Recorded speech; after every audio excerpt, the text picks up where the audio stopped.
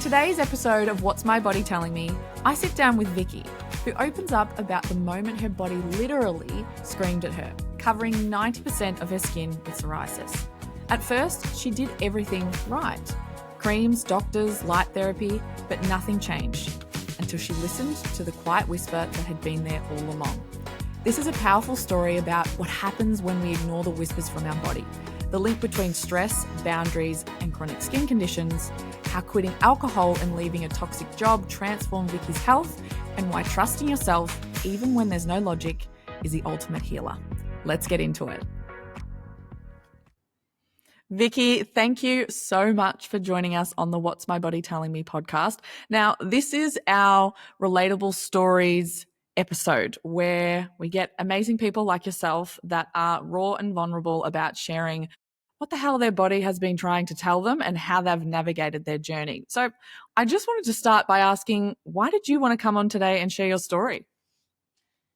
So my story started like 5 years ago, and I think that I had to get to a point on the other side of it where I was ready to share, but it's been like from, I would say, midway through chronic disease and everything I was going through, I knew it was happening for a reason, and I knew it was guiding me somewhere. And it's like recently the universe has been tapping on my shoulder, like, okay, it's time. It's time to share. It's time to help people. Like, you did go through it for a reason. So I think it's just been more of that and wanting to be more open about this stuff, because I think it still can be hard to talk about.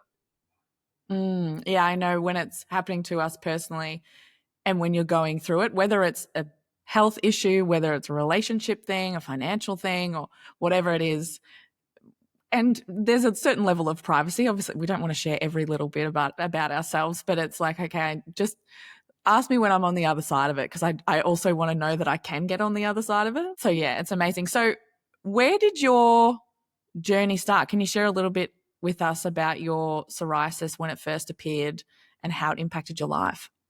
Yeah, so I had literally in February of 2019, I left Chicago and moved to Ireland. I started with a new company. I had no friends. I was in a new place. I had been to Ireland before, but like living there was a whole new thing. And about 6 months later, I literally remember waking up one morning and I had all these like patches on my legs starting to come. And I was like, that's weird. What is this? I've never had any skin issues before. And I would say within 2 weeks, 90% of my body was covered all of a sudden. And of course, like, especially when it's physical and people can see it, like my first reaction, and I say reaction, was like, how do I get rid of this? And how do I cover this up? And I saw anyone and everyone that I could. I think like pretty close to right away, I again had this feeling like this is all guiding me somewhere. Like I knew kind of there was another level and it was like you talk about in your book, like my body speaking to me and telling me like something or how I was going to get to the next chapter of my life. So when you say I saw everyone, I did everything, what was your like first thing you're going, oh my gosh, I've got all these blotches? Was it itchy? Was it scaly? Like what did it feel like and what did you do? Itchy, scaly. So I had a couple on my face probably like that summer. And so I was seeing a esthetician and like getting facials, just trying to clear it up. And then when it was my whole body, I kind of told her, because again, I was in a new place. I was like, I don't even know where to go, who to talk to, what to ask. So she referred me to a dermatologist, and then I ended up being referred like to two kind of more specialist dermatologists. And kind of, I feel like every time I went to a new doctor, it was worse than when I saw the previous one. Worse as in the skin was worse, or how you felt like you were heard was worse?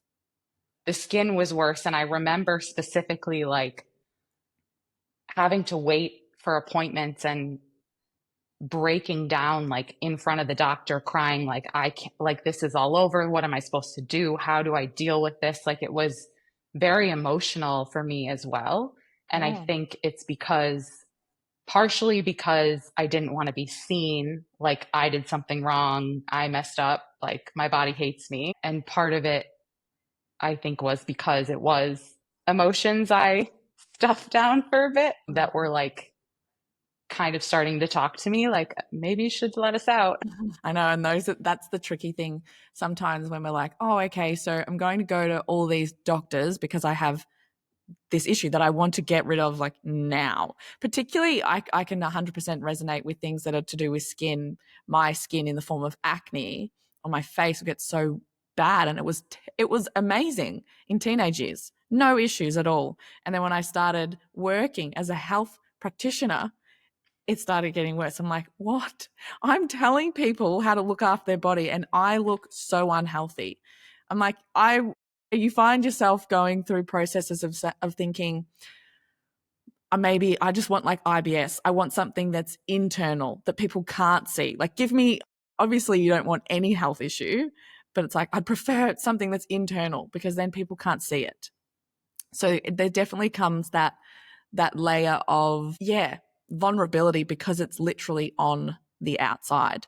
So when you went to the doctors, did you try medical treatments? Like what did you try in what order? Yeah, I tried. So the first thing they gave me were creams to just try and treat it, but mostly I think try and relieve the symptoms of like itchiness and scratchiness. And I just remember even immediately like it would ruin my like I'd be applying creams, and again it was covering most of my body, so it wasn't just like, you know, my legs or behind my joints or whatever. And it would take me like in the morning ages, and then I'd put like clothes on to go to work and it'd stick and it would feel awful. And like then I'd have to reapply like in the bathroom at work when it got really bad, and I was like, okay, I need more. And it just, so I started there, like different levels of creams. They gave me like a couple different ones to try. Then I started light therapy, Like an LED light? Was it red or blue, or what was the light like therapy? almost like a tanning bed. Like literally, I think the idea was that it helped like the vitamin D, or I don't know, Okay. Was it helped. I'm actually curious because you had moved to Ireland. Were you thinking, I'm just thinking, I'm putting myself in your situation. I might have been like, okay, yes, obviously there's more stress. I'm in a place where I've got a new job. I don't know anyone. I'm in a foreign country. There's all of that, but there's also the changing climate as well. So was Yeah, any of that going through your mind then, or what time of year was it? it was like fall, so it wasn't, it had just been summer. And like I'm from Chicago, so it's the Similar. winter's way worse there actually. So it's probably milder. I mean, I was thinking of everything, but I think initially like I had just started in a new gym. Like I was trying to do the right things to give my body nourishment, but I still also, because I was like alone and unhappy in my job, I also was like going home and drinking every night, like Mhm. having a glass or three of wine and like escaping. And I think that the psoriasis made it worse because I was like, I can't handle this. I can't be here. Like, what kind of Mm. like, why is this happening to me? Like, how did I get here? Did I do something wrong? So it was almost like you were making yourself out to be the problem Yeah. in a way. Yeah, yeah. I can I can 100% attest to. I think a lot of us fall into that default of we're the problem. Like my body hates me. My body is the problem. And then it's like when you can flip it, and it possibly sounds like you have. I don't want to put words into your mouth, but when we flip it, like the tagline of my book, "Your body isn't the problem; it's the solution." It's like, oh wow, my body doesn't hate me. It's trying to tell me that whatever I'm doing is not working for it. Yeah. So, what was going through your mind at the height of your psoriasis journey, and how do you feel like that sort of influenced your healing process? Yeah. So I was, not only was I, you know, going to doctors, trying to get new things, get my hands on whatever I could try and would help. Like I was, because it was so visible and apart, like everyone like is asking me, are you okay? Like, and so everyone's giving me advice, like, oh, did you try this? Did you try that? And Mm. as opposed to at that point being like, does that feel good? Like I literally was just trying everything. And then I think it just got to a point where the voice inside me, like my body was starting to speak louder. Like no, like you're missing this. Like you need to trust yourself. You need to listen. And I remember clearly, like it was a year later, probably, I think like in November. And I was like, that's it. I'm stopping. Like, done with light therapy, done with creams. I had found someone online who suggested taking Epsom salt baths because it helped for her to relieve the symptoms. And so I had started doing that, and it was like such a relief. And it was also emotionally a relief to talk to someone who had been through what I was going through. Because Mm. I think so many people can say to us, like, oh, that sucks, or oh, I get it, or oh my gosh, I understand how you must feel. And I just want to be like, but you don't. Are you me? Mhm. And so I think it just got to a point where I was like, well, it can't get any worse. So I think it's time to do it my way. So I'm curious because you just mentioned there, I knew that there was this voice underneath, and I was like, okay, it's time to trust myself as opposed to trusting what other people have said. Have you, do you feel like you inherently trust yourself in most of your life, or have you sort of, do you find it easy to hear that voice, that inner voice in other parts of your life, or has it been like being able to hear it in terms of your health has helped with other parts of your life as well? Yeah, this going through the psoriasis was a journey back to myself. It's funny, I had just trained in energy clearing. So I was doing sessions or sparsely, like this was all a part-time thing at that time. So I very much was starting through that journey to get in touch with my intuition, but it still wasn't leading my life fully. It was coming through in pieces, or I guess it was coming through where I let it come through, where it felt safe for it to come through.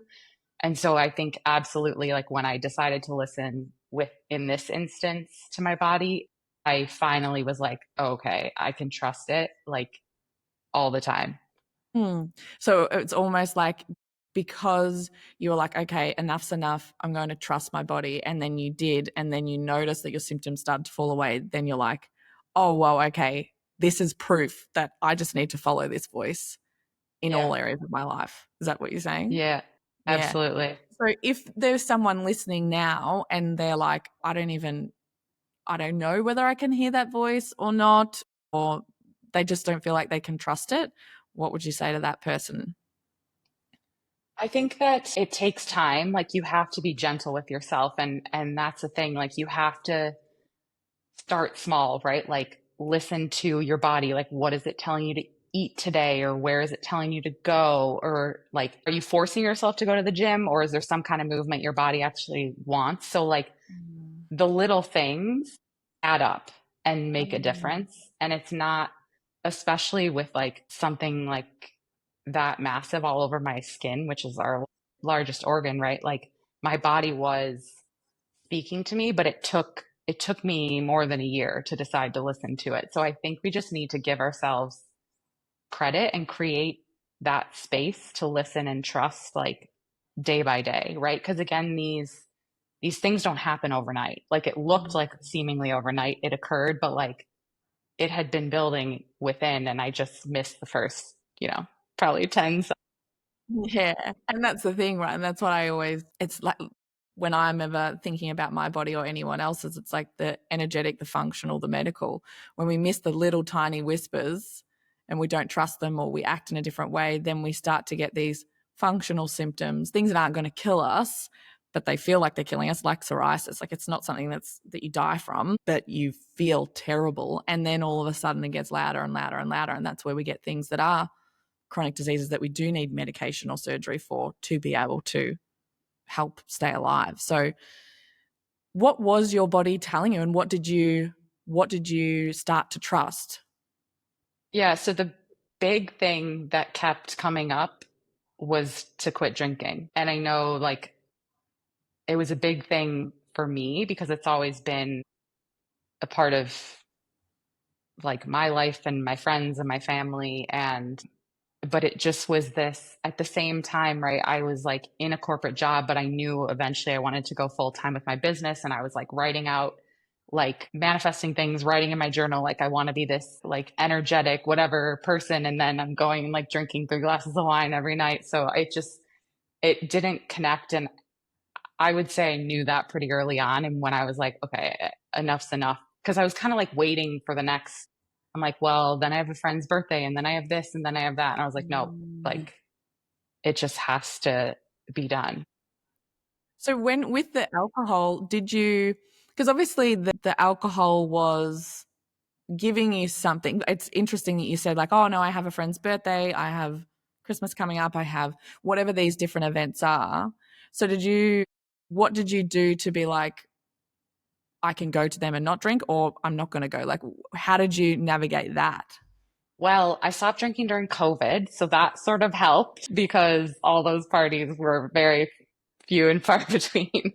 So I think I sort of lucked out in that. It's also interesting with the timing of it because I had just started deciding to listen to myself and like actually healing, and then the pandemic hit. So I was kind of like, finally, the world's slowing down. Like, so it kind of was like a breath of fresh air for me to get more time to do what I wanted to do. But it did make it easier in that regard, in that there wasn't a lot going on. But I think in my personality, and certainly as I know in my astrology chart, when I decide something, like I decide it. So it was once I got to the point where I'm like, this is it, this is done. Like it's not for my life anymore. Like that was it. I never questioned it after that. Amazing. Yeah, so it wasn't like you didn't have to necessarily navigate through any sort of limiting beliefs or blocks being like, oh, well, I have to drink if I'm doing social things because it helps me with XYZ, or it helps boost my confidence, or because I know a lot of people that's how we drink alcohol. I know I used to when I was younger. But then when we start to build that self confidence, or possibly in your case, when you just decided, it's like, well, I've decided. I love that.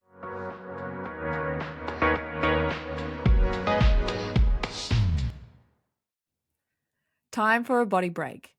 This isn't just a moment to skip, it's a moment to connect, especially if what we've been chatting about has stirred something up. Take a breath in and place a hand over your heart. And breathing out, connect to the beat underneath your hand. Can you feel it? This is your body's way of saying, I'm here and I've got you.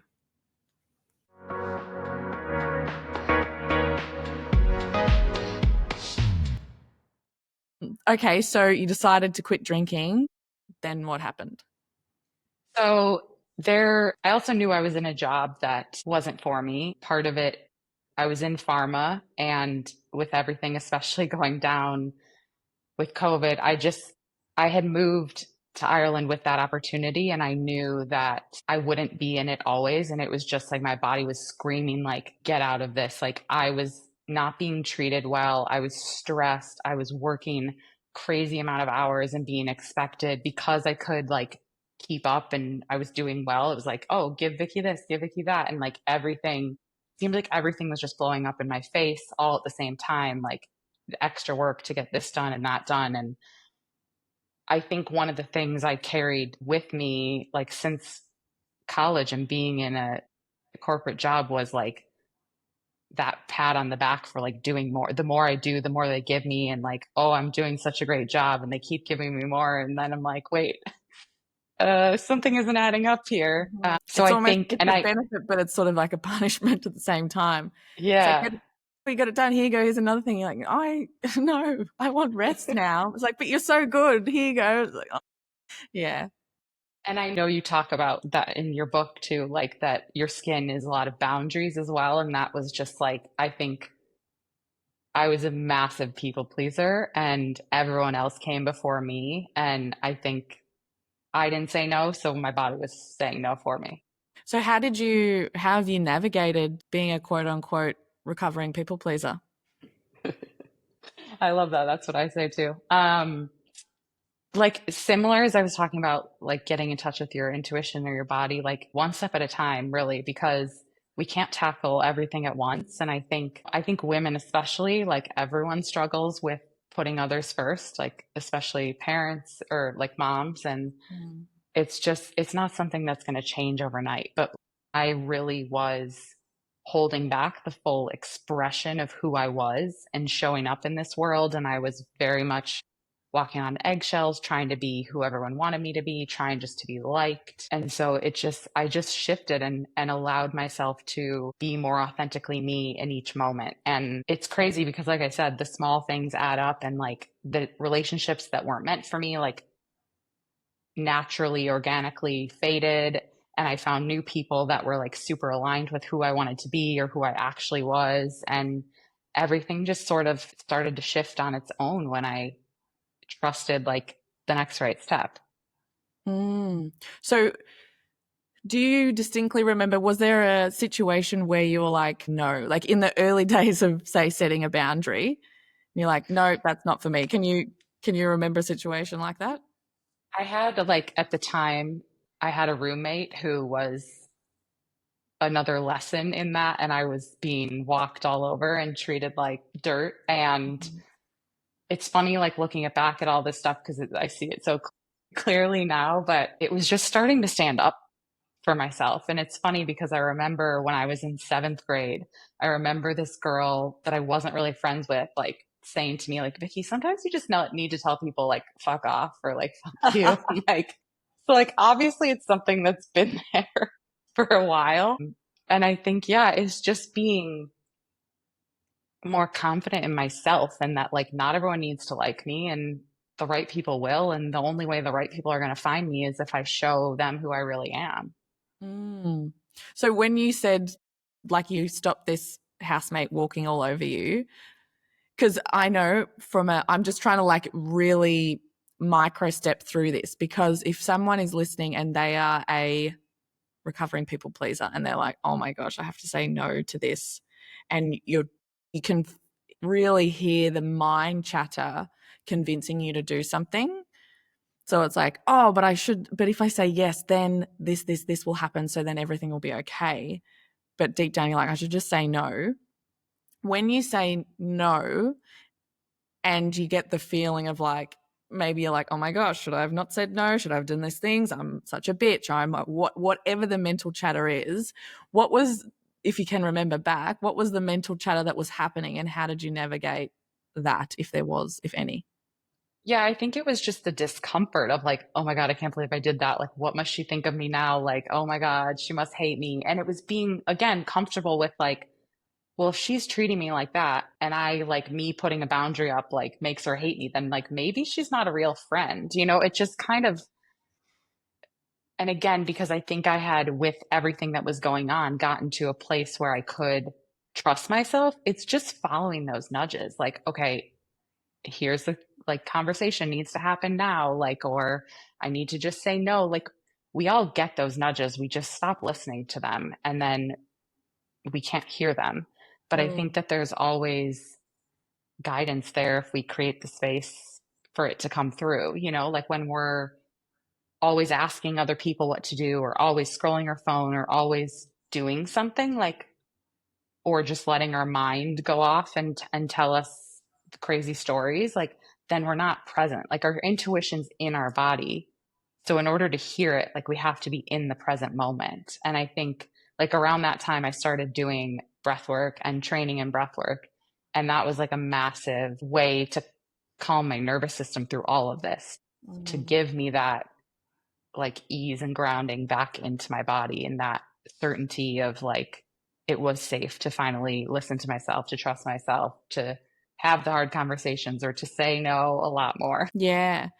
And that's a really powerful thing. Now that you're saying this, and I don't want to say this out loud, but I feel like I need to, because there's something coming up for me right now that's around setting a boundary. So I think this is probably, I don't even want to say it now. It's so interesting. So when you're saying this, there's someone that's, for me personally, giving me an opportunity. And my mind mentally is like, this is great. My mind is reasoning with me going, this is amazing. XYZ is going to happen from this. It's a great opportunity. All these different things coming. And there is some reason, I don't know what, but I'm like, why? Don't say yes to this. I'm like, it makes no sense. And I've been like, oh, okay, making up reasons like, oh, can we delay it? Can we do this? Like, yes, no worries. They're working everything around me. Everything's amazing. Situation's been great. But I'm like, oh, they worked everything around me. Damn it. I wanted them to say they couldn't. So then I didn't have to say no. And even you just saying this now, I think I'm even now saying this out loud and being recorded. I'm like, damn it, I have to hold myself accountable and I have to call them after this and say, I'm so sorry, Yeah. but it has to be a no. So it's really interesting. And I'm even noticing in my body right now, I'm getting sweaty hands.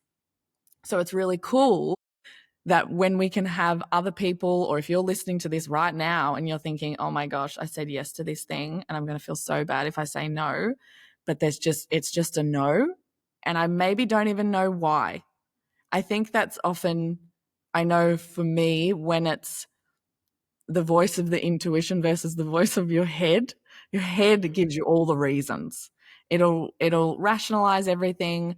And that's often being a people pleaser. When you say no to something, you're often thinking, well, they're going to ask me why, or have to come up with the reason why. And it's even when we're thinking about our body and when we go and get tests done, we want to know why certain things are happening. We need to know why. And if we're feeling a certain way and there's no test to prove that it's going on, like say, for instance, maybe you're feeling tired and fatigued and you're like, maybe I've got iron deficiency, I've got this thyroid thing, and you go and get the test done and they say, look, I've got proof that there's nothing wrong. And you're like, but there is, and I don't know what it is. Trust that.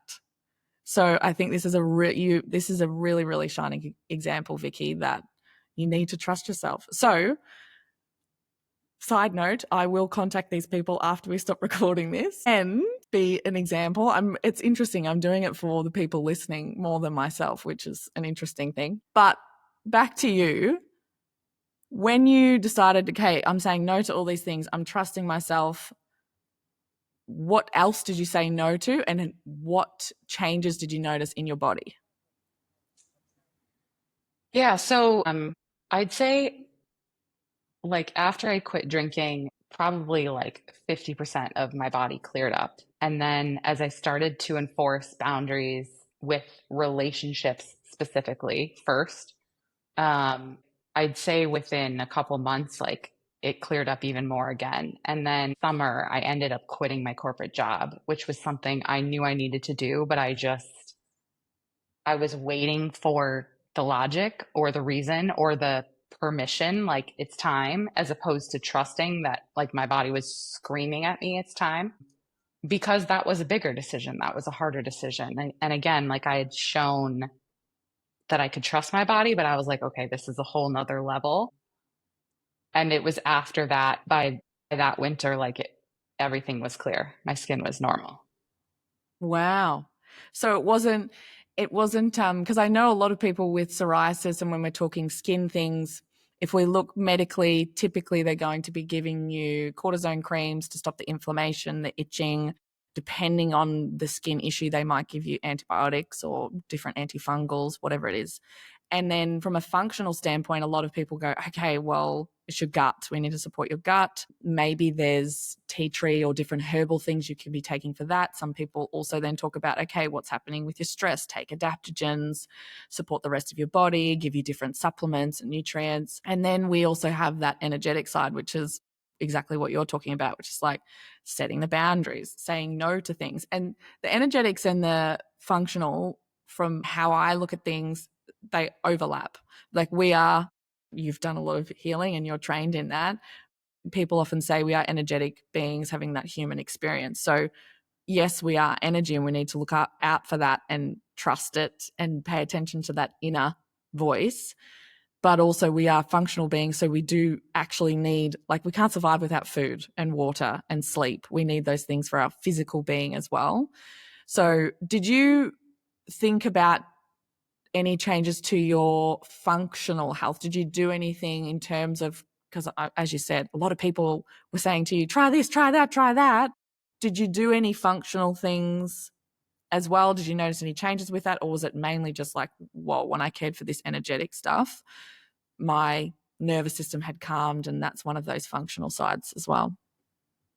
Yeah, I mean, I think the drinking was a massive like Mm-hmm. nutrition shift and everything that came with that. And then like I was doing like probiotics, like a little bit of gut, but it's funny. Otherwise, I didn't change any diet. Now, I've always like been a healthy eater, so I don't really think there was like much to shift there. For me, it wasn't something I looked at. Um, but it's funny because even like all the things I was reading at the time or have read since then, like a lot of people talk about diet, but I think like you said, they can overlap, and for me, I think that it can be both. Like I think, Mm. tests can show something's wrong because sometimes as humans we need a like thing to see, a A proof that rational like thing, like, something's off.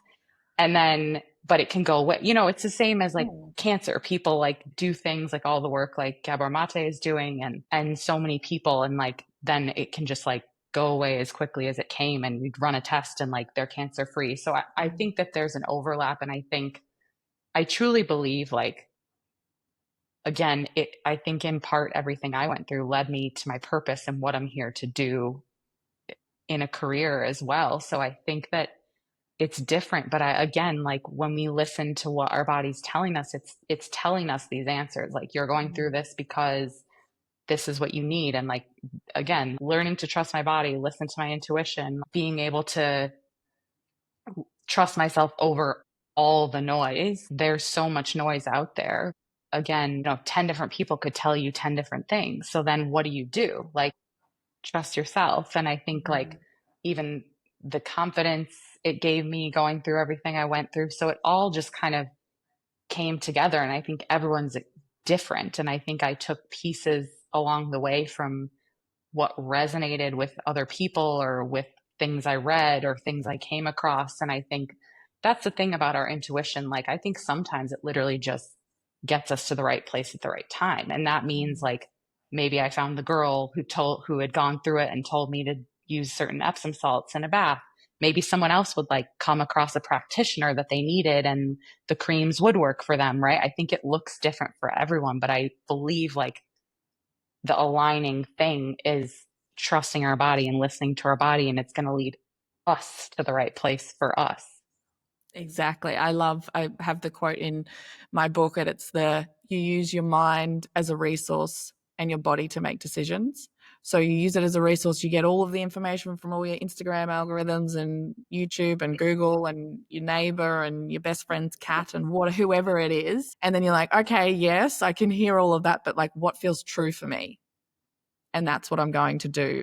And you might then go, oh my gosh, people are going to think I'm crazy, or people are going to think whatever, or I think it's like, but deep down, it's like that knowing. Because otherwise, when we don't have that trust and we can't hear that voice, then what happens is we use our mind to make decisions, it's sort of celebrated in the world. As you said, it's like we need proof. We need rationale, which is all our mind and all like, here's a test to prove that you're not crazy because it shows up on this test. And tests can be helpful for different reasons. But when we do use our mind to make decisions, we're using our body as a resource. So then our body becomes more depleted, and then we get all of the different symptoms as well. So, yeah, I absolutely love that.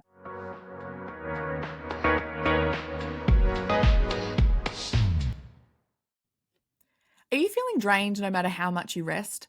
Noticing that hair's falling out in the shower, or dry skin that just won't hydrate? Or maybe you're struggling with your weight no matter how much you try. And you've been to the doctor, they've ran the tests, and they said that everything looks normal, but everything feels anything but. These are all ways that your body might be whispering or shouting for support. If any of that sounds familiar, our fatigue symptom series is a beautiful place to start listening differently. We run symptom series every few months using our Female Fundamentals framework, breaking symptoms down through a medical, functional, and energetic lens, so you can finally understand what your body is actually telling you. This August, we're focusing on fatigue, but not just in the I'm tired kind of way. This is for the women who feel like their body is slowing down, their mind is foggy, and their spark is gone. It kicks off with a live group call with me where we tune in to the version of you that you want to become. Then you'll receive simple, bite-sized tools like a boundaries self-hypnosis and IFS guided explorations to rewire your actions that keep burning you out. Then you'll find that you'll get a symptom decoder to help you navigate common conditions like hypothyroidism, iron deficiency, sleep apnea, and more, plus tools to know how to support your fundamentals. This isn't just about taking a stab in the dark and hoping for the best. It's listening to your body and giving it what it needs without the bias. We wrap up with a live Q&A where you can bring your questions, your story, and get real answers in real time. And you get it all for just $99. We start in August. You can join now via our website link in the show notes. Remember, your fatigue isn't a sign you're broken. It's your body's way of talking to you.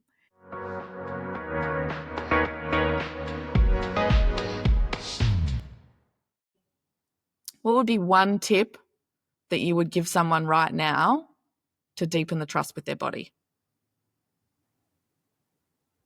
Like spend 5 minutes a day alone, off your phone, not talking to anyone else, and just sit with yourself. I think like literally this world is set up right now that we could go days or weeks without actually spending time with ourselves. And like I was saying before, if you're doing scrolling social media, listening to the podcast, like even if you think you're right, like trying to find the logic and reason and answers, like they're all within, like at least the guidance to the next step, right? We may take resources from other people, from other places, from doctors, from like energetic practitioners, whatever, it all comes together. But like, if you're not giving your body space to talk to you, how are you going to know what to do? Yeah. And I think that's the ultimate thing. Some people, for some reason or not, in their past, they have been conditioned out of trusting themselves because of possibly being gaslit when they're younger, convincing themselves that they're crazy, being told that they're crazy, going through and getting all these tests done. And people that are presumably on paper much smarter than you, they're wearing a white coat or they've got fancy letters and numbers after their name. So you're like, oh, I better trust you more than I trust me.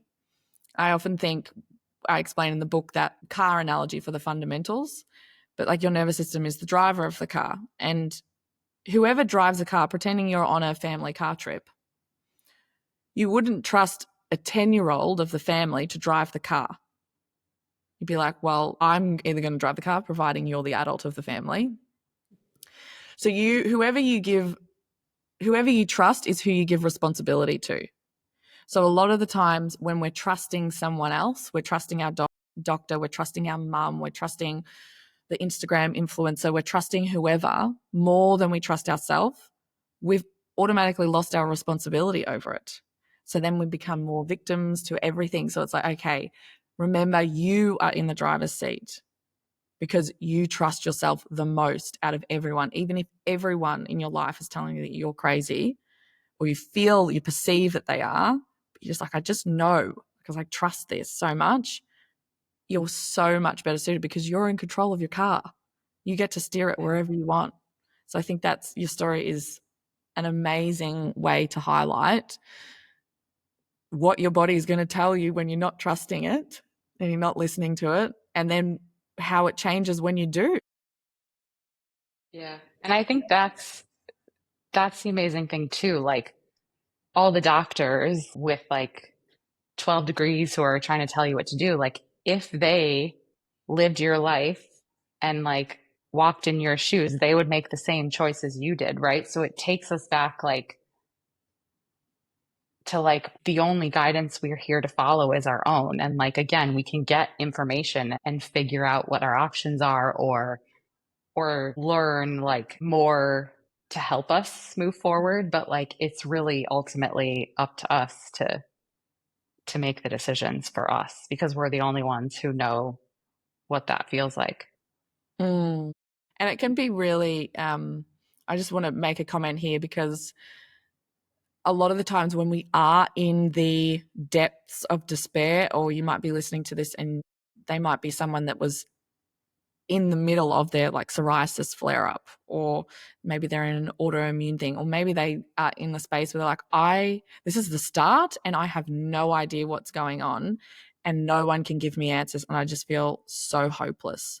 I don't know what is going on. What would you say to that person? Again, I think there's always nudges. I think that we just try to ignore them. I didn't understand for so long how the drinking was connected and how the people pleasing was connected. And I was like, I'll get to that later. Like right now, I just need to focus on this and I'm going to go listen to the doctors and I'm going to do everything I can. And I think I truly believe like we all have the nudges there. We all have, again, it might not be like how to heal this, but it might be like, go talk to this person or go show up here or or stop doing this or start doing that. And I think that we don't give ourselves enough credit for like being able to know what our body is telling us. I think that, you know, you can slow down and get quiet and sit with yourself and there's something there. I think we either think it's not connected or we think we're not smart enough or we think we have to listen to the doctor over ourselves or we think everyone's doing it this way, so I have to do it this way. But ultimately, I do truly believe that we all know the next step and we're just, yeah, not giving ourselves enough credit. I think there's something that you said there that's really important. When you're like, oh, okay, I know I've got this drinking thing and I know maybe the people pleasers in my relationships, but I just need to focus on my skin for the time being. So it's interesting when you're like, oh, okay, I'm going to separate them. But one of the really cool things and how I think about the body is you can think of it like a compass. So your body and your symptoms are going to be telling you whether you're on the map. So your body is going to map to you how well your compass has been working. So whether you've got the psoriasis, whether you've got all the different things. So a really, really simple thing to do is to just go, okay, what's working for me right now in my life? Maybe there are relationships in your life that are really working for you and they're really supportive and they're amazing. So, okay, I know when I call XYZ person, I feel a lot better. I know when I drink a cup of tea in the sunshine, I feel better. I know when I go and take myself out for a movie, I feel better. I know when there's different things that you know work. And then you also need to go, okay, what's not working for me? And you go through and you go, okay, well, yeah, maybe the drinking wasn't working and letting people walk all over me wasn't working and my job wasn't working and maybe having this food isn't working, or maybe, yeah, I'm taking this supplement, but I just really don't feel like it's working for me, even though everyone's told me, like all these different things. And then when you actually go, okay, that's not working for me, and you just take them away, then use your body as the compass to tell you whether your mind, where you've said, okay, that's working, that's not working, is actually true. Your body's going to give you the feedback. You don't need a test to tell you, okay, you need this or this. Your body will be that feedback. So I love how you could see that you're like, oh, it's separate, but then you're like, oh, maybe it's together. Maybe they're impacting each other, which they always will be. Your body's just going to reflect back to you your life. So I just wanted to end on a couple of questions. What does healing within mean to you, and how has it changed your perspective on health and wellness? It's crazy because I, like in school, was a math and science nerd, and then I went into engineering, and then I went into like biotech and pharma. And so I was like, you know, far like logic, reason, all of that things. And I think that this experience like sort of swung me back towards the other direction. Um, and I think ultimately I just believe that we have a lot more power than we give ourselves credit for. And again, it doesn't mean like we don't need anyone or anything else, but I think that if we start to ask ourselves like what can I shift, or what needs changing, or what do I need to start doing, or what do I need to stop doing, like we're going to get ourselves a good percentage of the way there without even like depending on resources outside of ourselves. Mm. Yeah, I love that. It's really harnessing and knowing that your body is the solution, not the problem. Yeah. It knows what to do. And sometimes you do need help. Like if your car breaks down, you do need to call roadside assist wherever you are. But you're responsible for changing the oil and putting fuel in the car and making sure the tires are pumped up and driving and not crashing into things. It's Yeah. amazing. Okay, final question. which I love to ask everyone. What does listening to your body mean to you today? I think just really creating that space for it to come through. Like my relationship with my body is like the best it's ever been. It like at a place where I didn't even think it was possible to have a relationship with my body like this because it's always been one thing or another. I feel like I had this health issue or that health issue. And I think it was this thing I was working against for a lot of my life.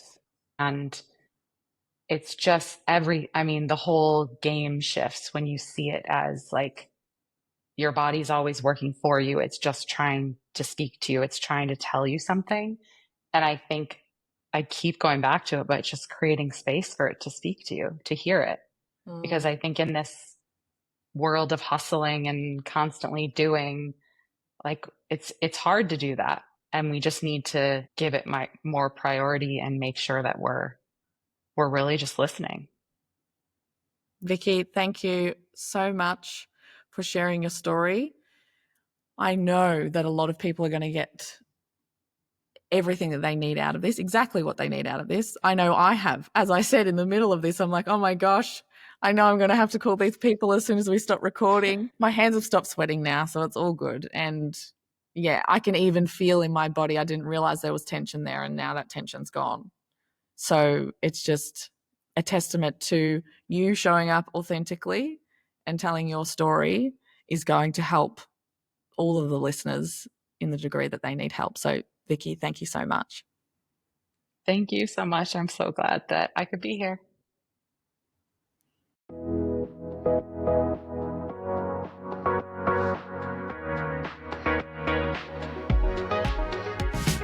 If this episode resonated and you feel like you're stuck in the space between symptoms and solutions, you're not alone. I've been there too, and that's why I created all of this. From the book, if you're just starting to listen, or the test if you want clarity your bloods couldn't give you, or the body-led experience if you've tried doing it all and still feel flat. Well, sometimes you need something specific, like one of our symptom series for a deep dive support on topics like fatigue and menopause. So wherever you start, just know your body's already guiding you. Share this with someone who needs it, and don't forget to follow and rate the show.